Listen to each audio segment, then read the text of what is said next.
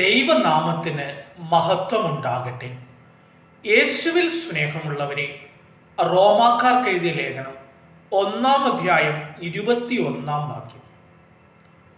അവർ ദൈവത്തെ അറിഞ്ഞിരുന്നെങ്കിലും ദൈവത്തെ മഹത്വപ്പെടുത്തുകയോ അവിടുത്തേക്ക് നന്ദി പ്രകാശിപ്പിക്കുകയോ ചെയ്തില്ല. ഹല്ലേലൂയ. സ്നേഹമുള്ളവരെ, ദൈവത്തെ അവർക്കറിയാം. എന്നാൽ അവർ ദൈവമായിട്ട് മഹത്വപ്പെടുത്തുവാനോ നന്ദി പറയുവാനോ അവർക്ക് പലപ്പോഴും സാധിക്കുന്നില്ല.